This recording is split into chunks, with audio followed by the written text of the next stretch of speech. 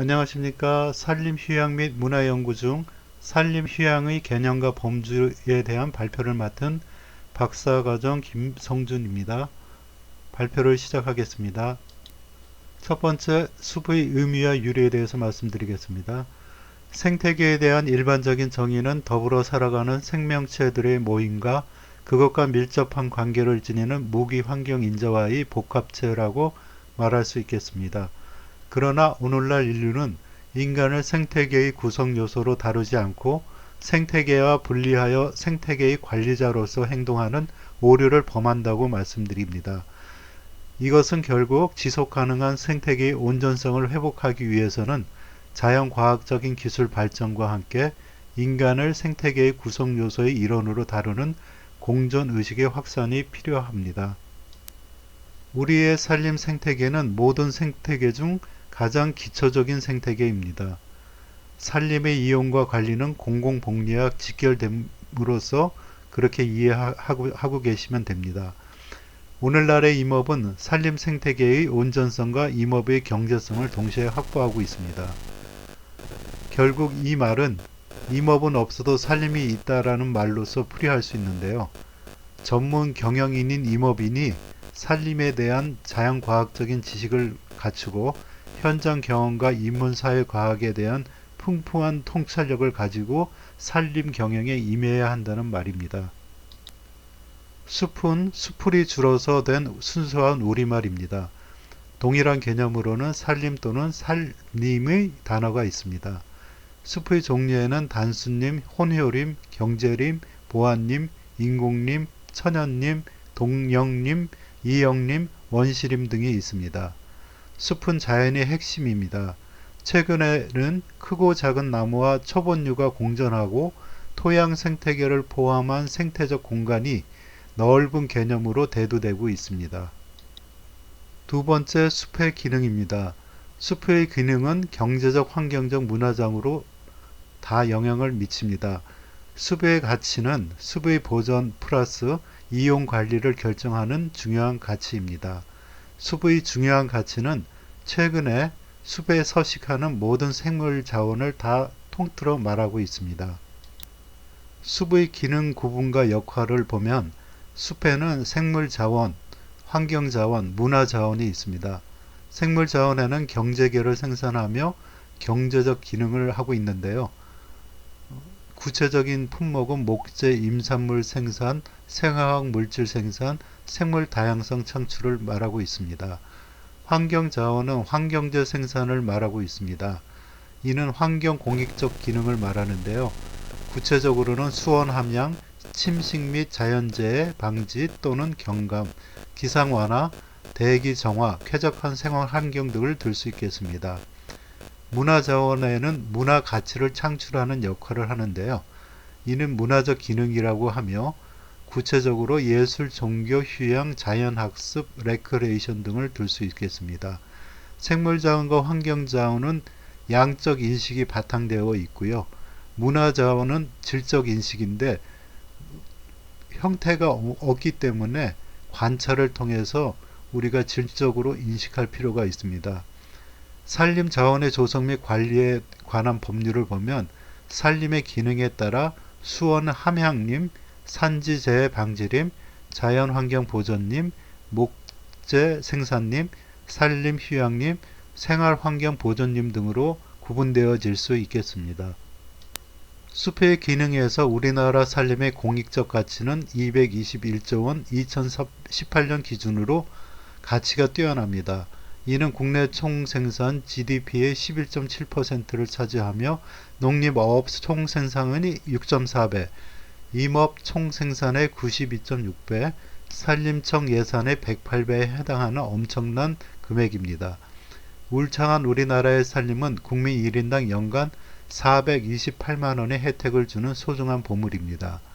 숲이 우리에게 주는 12가지 선물을 보면 온실가스 흡수 저장, 산림 경관 제공, 토사 유출 방지, 산림 휴양, 수원 함양, 산림 정수, 산소 생산, 생물 다양성 보존, 토사 붕괴 방지, 대기질 개선, 산림 치유, 열성 완화 등 총 12가지 선물을 우리에게 선사하고 있습니다. 약칭 산림자원법이라 일컫는 법률상 산림자원의 조성 및 관리에 의한 법률을 보면 제8조 산림의 기능별 구분 관리에 산림청장은 국가 전체적 차원에서의 산림자원의 효율적 조성과 육성을 도모하기 위하여 산림의 위치, 입지 조건, 이용 방향 및 사회 경제적 여건 등을 고려하여 전국의 산림을 관계 중앙행정기관의 장과 협의하여 다음 각호의 기능별로 구분하고 그에 따라 도면을 작성해야 된다고 있습니다. 첫 번째 수원의 함량, 두 번째 산림 재해 방지, 세 번째 자연환경 보존, 네 번째 목재 생산, 다섯 번째 산림 휴양, 여섯 번째 생활환경 보존을 법률로 지정하고 있습니다. 한번 관심을 가지고 찾아보시면 좋겠습니다. 세 번째 산림휴양학의 개념과 범주에 대해 발표를 하겠습니다. 산림 측면에서의 산림휴양의 개념은 산림과 인간의 상호작용으로 형성되는 총체적 생활 양식과 산림 안에서 이루어지는 심신의 휴식 및 치유를 말합니다. 신체적 혹은 정신적 안녕과 즐거움을 기본 목적으로 하여 자연적 배경을 특징으로 한 상대적으로 비도시적 환경에서 이루어지는 여가 활동으로 정의되는 5개 휴양의 일부로서 즐거움을 기본 목적으로 하여 산림 환경 내에서 자발적으로 이루어지는 여가 시간 활동입니다. 인접 수변지를 포함한 원 생산림 지역에 있어서 자연을 대상으로 한 5개 휴양으로 정의하는데 이것이 산림 측면의 산림 휴양의 개념이 되겠습니다. 산림 측면에 이어서 관광 측면에서의 산림 휴양의 개념은 무엇인지 살펴보겠습니다. 산림 휴양이란 산림이라는 공간적 범위를 대상으로 하는 휴양 활동 및 형태를 의미합니다. 산림 휴양이란 산림 휴양 자원과 연계하여 창출되는 동적 활동 및 정적 체험을 포함한 휴양 활동 및 형태를 의미합니다. 산림 휴양의 유사 개념으로 산림 문화가 있으며 이는 산림을 이용 인류의 이상을 실현시켜 나아가는 정신 활동을 말합니다. 그럼 산림 휴양 문화는 산림 휴양을 하는 이용객의 의식 및 행동에 의해 표출되어지며 공유되어지는 여가 문화로 정의한다고 말씀드리겠습니다. 산림 휴양학의 개념과 범주 중에 인간과 휴양활동이라는 편을 말씀드리겠습니다. 휴양의 다양한 영향은 종합적인 경험, 신체적, 정신적으로, 직간접적으로 영향을 줍니다.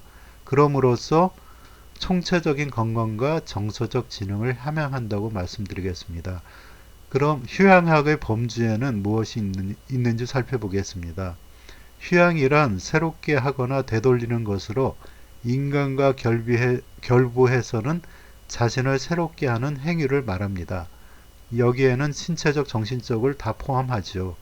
활동이나 경험으로서의 휴양과 정서적 상태로서의 휴양, 사회 제도로서의 휴양을 다 포함합니다. 활동, 경험, 정서적, 사회 제도의 휴양을 망라하는 총체적 개념의 휴양이 휴양학이라고 말씀드리겠습니다. 그럼 휴양의 특징은 어떻게 될까 살펴보겠습니다. 첫 번째, 휴양은 육체, 정신 및 감정 활동을 포함하기 때문에 휴식과 구별됩니다. 둘째, 휴양의 동기는 개인적 즐거움과 만족의 추구이므로 노동과 구별됩니다. 셋째, 휴양은 선택의 범위가 무한정하여 수많은 형태로 나타날 수 있습니다. 넷째, 휴양은 여가 시간에 이루어집니다. 다섯째, 휴양은 자발적인 참여에 의합니다. 여섯째, 휴양은 시간, 공간, 인원 등의 제한이 없고 실행과 탐구라는 보편성을 갖는다고 말씀드리겠습니다. 휴양학의 범주에 들어가는 용어가 있습니다. 일단 여가라는 용어가 있는데요.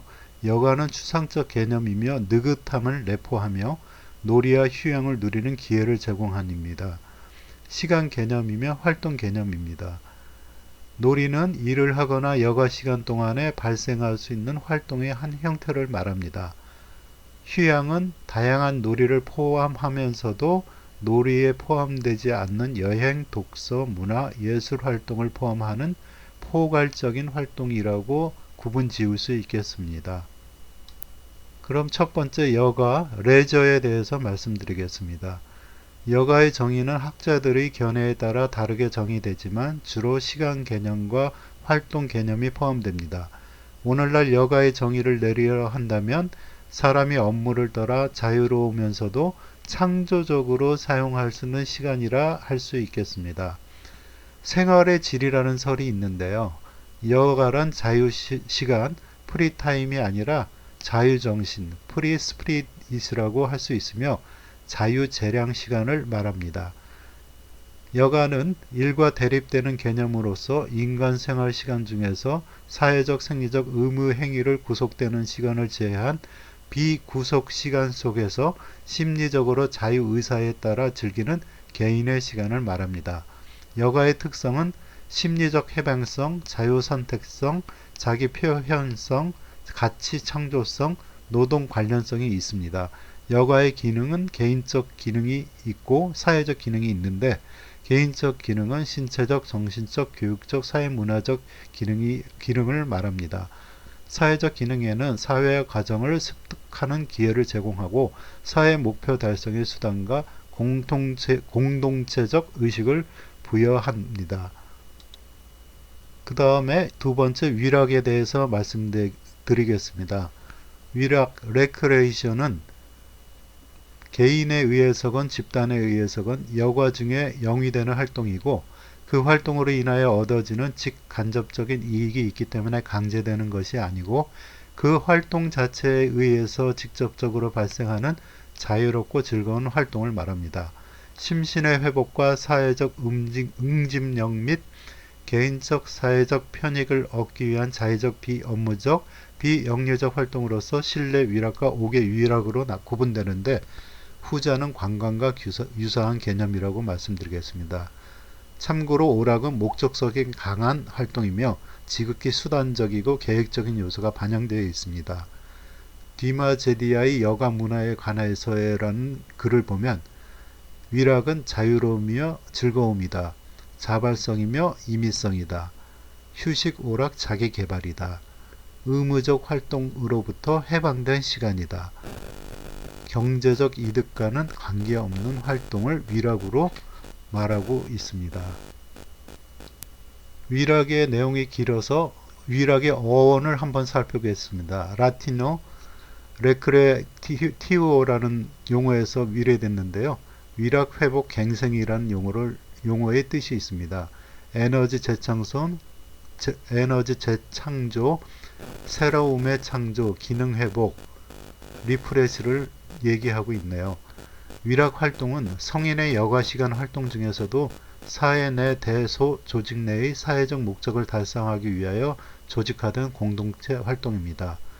위락 활동의 종류는 취미 위락이라고도 하는데 취미, 교양, 체육, 사회체육, 오락, 유흥, 심신의 회복을 위한 소비적 측면 지향을 말하고 있습니다. 위락의 본질적 요소는 할 만한 가치가 있어야 되는 가치 지향적인 용어가 포함되고요. 사회적으로 용납될 것이며 여가 시간에 행할 것이며 특정한 만족을 느낄 수 있을 것이며 이는 새로운 원동력과 또 자발적으로 행해야 함을 본질 요소로 말하고 있습니다. 세 번째 놀이, 플레이에 대해서 알아보겠습니다. 놀이, 플레이는 자발적 의사에 따라 사심없이 탈일상적, 비생산적, 일정 규칙이 있는 활동에 참여하는 것을 말합니다. 라틴어 플라가에서 파생했으며 인간의 본능적이고 무조건적인 요구를 반영하는 행동을 말합니다. 놀이 플레이의 특성은 놀이는 그 자체가 자기 표현인 동시에 인간의 본질적인 행동으로 인식되며 경쟁 정신과 탐험 정신이 포함되는 것으로서 쾌락과 자기 표현을 목적으로 여가 내에서 행해지는 활동이며 문화적 가치나 신앙을 표현하는 수단이다 라고 정의하고 있습니다. 또 놀이와 비슷한 우리 여행 좋아하시죠? 여행 트래블에 대해서 또 한번 조사를 했는데요. 여행이란 운송수단을 통해서든 목적수단 동기에 관계없이 한 장소에서 다른 장소로의 이동 행위를 지칭하는 포괄적 개념입니다. 여행의 본질이 이동이라는 점에서 관광과 매우 밀접한 관계를 지니고 있는데요. 관광은 즐거움을 목적으로 하는 여행을 말하며 넓은 의미로 그와 관련된 사업까지 총칭해서 말하고 있습니다. 그러므로 관광은 목적성과 가치 지향성을 함께 갖고 있는 개념이기도 합니다. 여가 놀이 레크레이션에 대한 그림을 그려서 한번 살펴보면 여가가 제일 넓은 개념이며 그 다음에 놀이, 레크레이션에는 옥의 위락과 옥내 위락으로 나뉘어져 있다는 것을 그림으로 표현했습니다. 레크레이션의 정의는 새로운 것을 창조하는 to created anew 또는 회복과 재생 to repress after toil이라는 뜻을 갖고 있으며 라틴어 레크레아에서 유래했습니다. 정의는 생활의 변화를 추구하는 인간의 기본적인 욕구를 충족시키는 행위이며 인류와 관련되며 생산적인 목적을 지닌 일상생활에서의 여가활동을 말합니다. 지친 심신이나 정신이 육체적 회복과 정신을 회복하기 위해서는 가운데 그림에서 오락활동과 신체적 활동이 매개 역할을 하는 도표를 볼 수 있는데요. 이토록 레크레이션이 육체적 회복과 정신적 회복을 하는데 많은 역할을 한다고 정의 내릴 수 있겠습니다. 또 산림 휴양과 다른 개념은 아니고요. 야외 휴양이라는 정의가 있는데요. 이 개념에 대해서 말씀드리겠습니다. 산림 휴양을 정의함에 있어 산림 휴양은 야외 휴양과 밀접한 관계를 갖고 있습니다. 야외 휴양의 정의는 더글라스의 정의에 의하면 건축물에 제한되지 않은 장소에서 행하여지는 다양한 휴양 활동을 야외 활동이라 하고 있습니다. 그 대상지는 동네 운동장에서부터 장기간의 여행에 이르는 범위까지 광범위하며 현대 생활의 중요한 요소가 되고 있다고 기술하며 야외 휴양의 유사 용어로는 산림 휴양, 수변 휴양 등이 있습니다. 로스만의 정의에 의하면 야외 휴양이란 지역사회 활동과 같은 사회적 상호작용에 관한 만족이나 육체적 건강 증진과 관련하여 만족을 얻는 활동이며 야외 환경의 중요성을 인식하는 활동이라고 정의하고 있습니다. 야외 휴양으로서의 산림 휴양은 산림이라는 비일상적인 옥의 공간에서의 야외 휴양 활동에 대한 심리적 욕구의 적극적인 해결 수단이며 인간과 이용 환경과의 상호작용을 통해 심리적 행동적 활동이며 거기서 나타나는 즐거움과 만족을 포함한 다양한 경험, 활동의 형식이라고 할 수 있습니다. 김범수님이 정의하고 있네요. 네 번째, 산림 휴양의 관점에 대해서 발표하겠습니다. 시간 개념으로서의 산림 휴양이 있습니다. 산림 휴양을 자유시간의 개념으로 보는 관점인데요. 휴양의 속성을 이해하는 기초적인 틀을 제공합니다. 휴양을 계량화하고 단순 구분하는 데 큰 장점이 있으며 휴양의 양을 명확하게 산출할 수 있으므로 개인이나 집단의 휴양을 비교합니다. 그리고 그걸 분석하는 데 유용하고 수요와 공급을 비교적 쉽게 예측하는데요. 단점으로는 휴양의 질과 성격을 파악하기 힘들고 자유시간에 행해지는 개인활동이라도 휴양의 특성이 과연 나타날 수 있는가란 의문이 제기됐다고 말씀드리겠습니다. 시간 개념에 의해 다음은 활동 개념으로서의 휴양에 대해서 말씀드리겠습니다. 산림 휴양을 활동으로 보는 관점은 휴양을 시간으로 정의하는 개념에 바탕을 두고 자유시간에 개인이 행하는 활동으로 보는 견해인데요. 활동의 개념은 구분이 단순하고 적용하기가 쉬우며 연구의 편의를 제공합니다. 휴양의 경험과 질, 그리고 개인의 만족이라는 측면이 무시되고 수단에 불과한 활동이 중심이 된다는 점이 비판을 받고 있기도 합니다. 휴양 활동은 다양하고 주관적이기 때문에 그것을 정의해서 일일이 목록으로 만드는 것은 불가능하기에 기준이 모호하다는 관점을 둘 수 있겠습니다. 시간 개념과 활동 개념에 이어 심적 상태로서의 산림 휴양에 대해 말씀드리겠습니다. 산림 휴양을 심적 상태로 보는 것은 휴양이 주관적 심리 태도이고 각 개인의 특성과 가치 그리고 과거의 경력에 기반을 둔 경험이라는 것에 기초합니다. 휴양으로 인해 개인이 얻은 결과에 초점이 맞춰지고 휴양의 시간적 활동적 개념을 객관적 정의라고 한다면 심적 상태로서의 휴양은 주관적인 정의입니다. 개인의 인식과 태도 그리고 경험으로 규정되는 휴양의 정의를 계량적인 개념으로 보면 부적절할지도 모르겠지만 목적의 개념으로 본다면 의미가 있다고 말씀드리겠습니다. 네 번째, 사회적 지위 상징으로서의 휴양에 대해서 말씀드리겠습니다. 사회적 지위 상징이라는 화살표를 중심으로 밑에 풀이를 써놨는데요. 역사적으로 휴양은 사회적 지위, 상류층을 나타내는 상징이기도 했습니다. 오늘날에는 경제적, 시간적으로 희생이 큰 휴양은 감당할 수 있는 소득계층이 여전히 담당하고 있습니다. 시간, 문화, 지역에 따라 같은 휴양 활동이라도 또 다른 한편으로 다른 사회적 지위를 나타내기도 합니다. 다섯 번째, 욕구 충족으로서의 휴양에 있어서는 우리가 사회복지를 공부하면서 잘 알고 있는 메슬로의 욕구 위계 이론을 적용하고 있습니다. 생리적 욕구가 채워져야 안전의 욕구가 있고 안전의 욕구와 생리적 욕구가 채워져야 사회적 욕구가 있으며 또 자존감의 욕구, 자아 실현의 욕구가 채워진다고 하는 우리가 알고 있는 욕구 위계 이론이 산림 휴양의 관점에서도 적용되고 있는 것을 알 수 있습니다. 여섯 번째, 전체론적 개념으로서의 산림 휴양은 전체론적 개념으로서의 휴양은 여러 형태의 인간 시도를 표현하는 잠재성이라고 말하고 있으며 앞에서 설명한 시간적, 활동적, 심적 상태의 개념을 모두 포함하는 전체를 포함한다 이렇게 이해를 하실 수 있겠습니다. 전체론적 입장에서는 휴양을 융통성 있고 유기적인 입장으로 정의하면서 광범위한 해석을 제공하고 있습니다.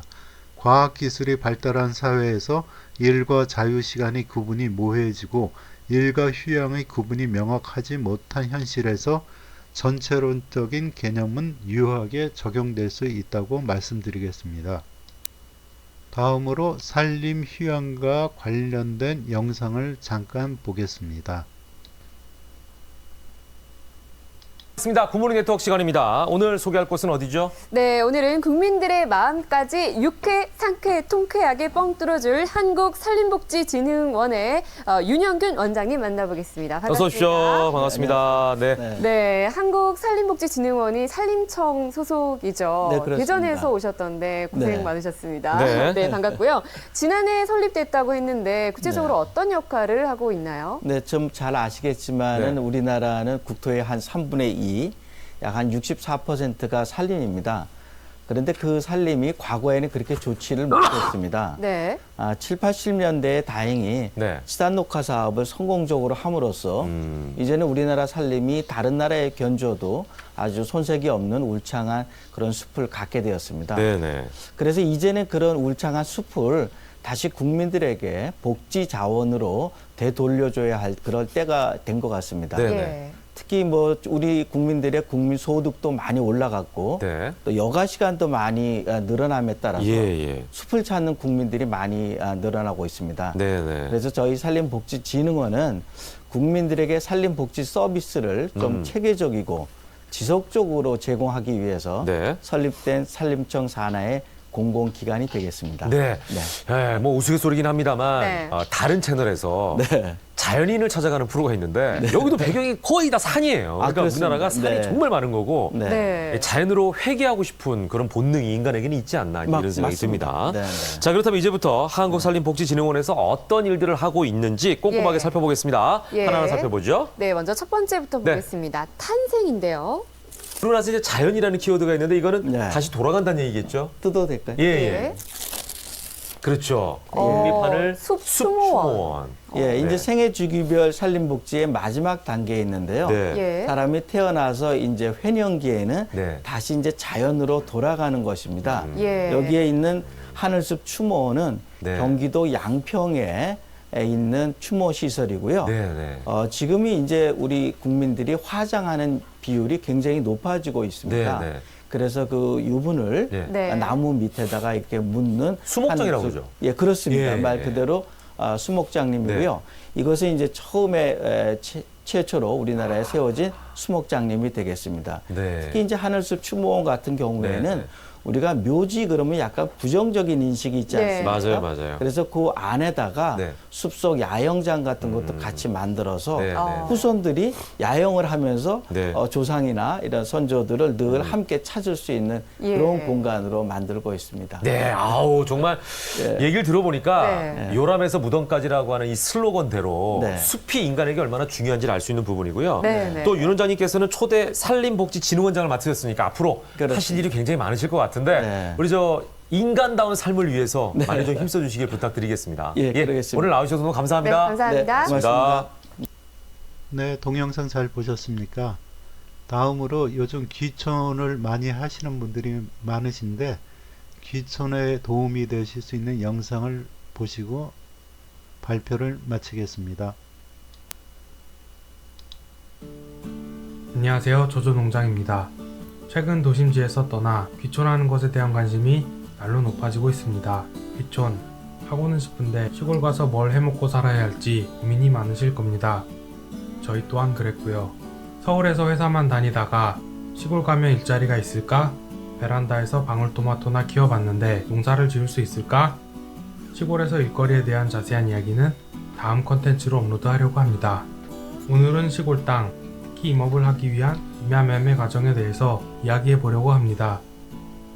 저희 부부는 서울에서 살 때 시골 땅값은 저렴하다고 생각하며 살았고 그렇게 생각하시는 분들이 많으실 것 같습니다. 물론 싸긴 합니다.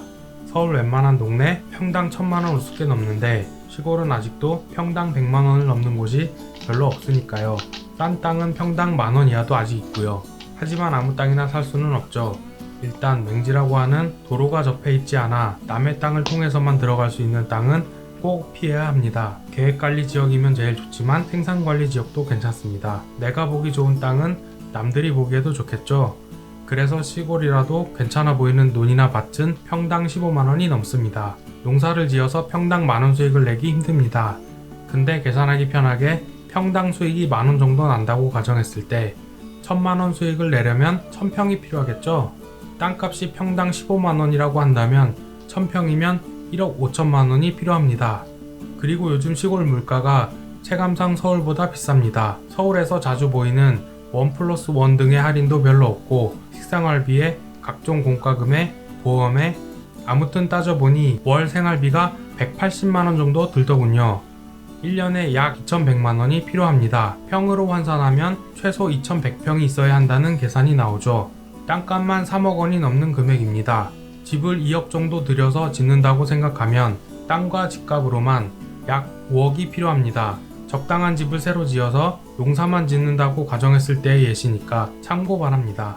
서울에서 살던 집을 처분한다고 하면 어렵지 않은 금액일 수도 있습니다. 근데 시골 생활이 맞지 않아서 다시 서울로 올라갈 수도 있고 서울 집값 오르는 거 생각하면 다 처분하고 내려오기가 쉽지 않으실 겁니다. 그래서 대출을 많이들 생각하실 텐데 그럴수록 이자 때문에 생활비에 플러스 알파가 되니까 최대한 대출은 피해야 합니다. 그리고 현 정부 정책상 땅 담보 대출도 DTI, DSR 같은 것들이 적용되어서 귀촌에서 직장이 없으면 대출도 안 됩니다.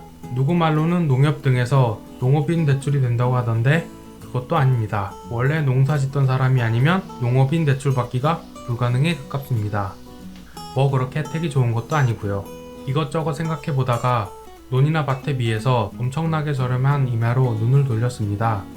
개발 가능성이 높은 임야는 평당 3만원이 넘는데 개발이 아니라 임업만 할 산은 평당 만원 이하의 매물도 간간히 나옵니다. 그렇게 알아보다가 임업 후계자가 되면 국가에서 꽤 많은 지원이 나온다는 사실을 알게 되었습니다. 산에서 하는 휴양림 등 관광산업과 산채와 버섯 등 건강식에 관심이 높아지는 추세여서 임업도 비전이 괜찮아 보였습니다. 임업 후계자가 되기에 가장 어려운 조건은 최소 3,000제곱미터, 약 1,000평의 땅이 필요합니다. 집 사는 데 있는 돈을 다 쓴 저희 부부는 각종 지원 사업을 알아보았고 그중 정부에서 시행 중인 귀촌 정책으로 귀농 창업, 귀여 창업, 귀산촌인 창업과 같은 지원 사업이 있다는 것을 알게 되었습니다. 사업별로 중복 지원은 안되고 모두 똑같이 토지 매입 자금 2억, 운영 자금 1억, 총 3억 원을 운영 거치 10년 상환, 연 2% 저리에 대출 지원해주는 정책입니다. 정책에 필요한 조건은 두 가지입니다. 첫째, 도심지에서 살다가 읍면 소재지의 시골로 전입한 지 5년을 넘지 않아야 하고, 둘째, 귀농귀촌에 대한 교육을 이수해야 합니다. 귀산촌 창업의 경우 조건이 귀농 창업에 비해 많이 낮습니다. 귀농 창업은 100시간의 관련 교육을 이수해야 하는데 온라인 교육은 50%만 인정해주기 때문에 상당히 오랜 시간 준비하셔야 합니다. 그에 비해 귀산촌 창업은 그 절반도 안 되는 40시간만 이수하면 됩니다. 신청 방법은 각 지자체에 있는 산림조합에 가셔서 문의하시면 됩니다. 저희도 신청하기 위해 산림조합에 방문하였는데요. 농협과는 분위기가 많이 달랐습니다. 임업인의 수가 적어서 그런지 비교적 한산한 모습이었습니다. 직원분들은 굉장히 친절하게 응대해 주셨고 창구에만 앉아 계신 것이 아니라 직접 임업인들에게 방문해서 임업지도 및 조언도 해주시는 것 같았습니다. 저희가 카메라를 들고 가서 조심스럽게 여쭤보니 요즘 귀산촌 하시는 분들이 영업, 마케팅 수단으로 SNS를 많이 사용하는 추세라며 촬영도 흔쾌히 허락해 주셨습니다. 저희가 산림조합에 방문한 날짜는 2019년 12월 말이었는데요. 원래는 상담만 받고 올 계획이었지만 2020년도 예산을 받으려면 바로 신청하는 게 좋다고 해서 당일 바로 사업 신청을 했습니다. 갑자기 진행하느라 처음엔 조금 막막했는데요. 신청서와 사업계획서를 작성하는데 많은 도움을 주셔서 그렇게 어렵진 않았습니다. 저는 임야 매입 자금을 1억, 운영 자금을 1억을 신청했습니다. 실제 2억 신청한다고 2억이 다 나오는 것은 아니라고 합니다. 관내 신청자와 타 지역 신청자를 모두 합쳐서 예산 내에서 지역마다 다르게 분배되기 때문이라고 합니다.